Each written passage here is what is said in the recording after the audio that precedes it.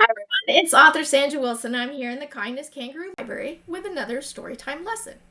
In previous lessons, we've been talking about the inspiration for the idea for a story, and this lesson is no different. Today we're going to be inspired by lessons we want to teach, and that just means things like habits. We're trying to form good habits we're trying to get kids to follow, maybe some hobbies or practices that we do on our own that we'd love for them to pick up.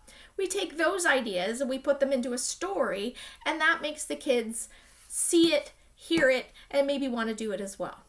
For example, Jessica, who wrote the Underground Toy Society, was always talking about picking up toys. There's too many toys, pick up the toys are a mess, they're everywhere. I'm sure we've all said that before, or even heard it before when we were kids. So she took the idea of too many toys and she created a story about what happens to toys when they are left in the closet or tucked away in a toy box and they're not played with anymore. Now, I'm not going to tell you what happens to these toys. I want you to read the book yourself, and you'll be able to find it in the description below. There'll be a link to get you your own copy of the Underground Toy Society. But it gives you a good example of how it's something we might say regularly, pick up your toys, there are too many toys, and putting it into a story that could sort of accentuate that point. But maybe in a story form, kids can kind of pick it up on their own because it's not you telling them, reminding them. It's a story where they see different things happen, and maybe they can draw their own conclusions about how important it is to limit how many toys they have, or clean up their toys, or organize their toys. So that's one idea, and it could be any kind of chore. It could be brushing teeth, taking out the garbage, making your bed. Any of those chores that we're trying to create good habits in kids can be made into a story form of other characters, maybe what happens when they don't follow that habit, and then you kind of get the result of, oh, I need to do that, or this happens. Or simple reminders of the good it is to do those things.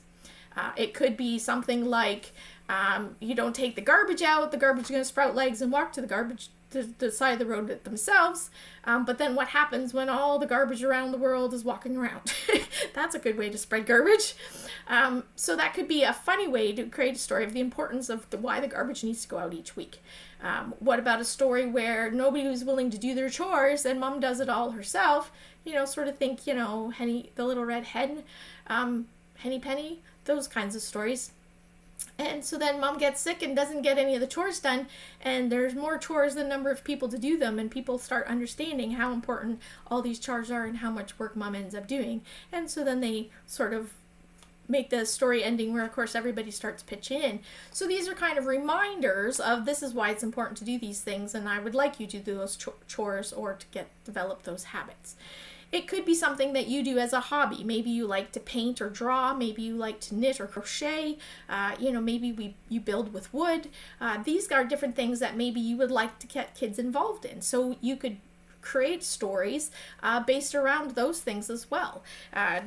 Stephanie wrote the Birdy book series, which is life lessons and positive affirmations for kids and their adults.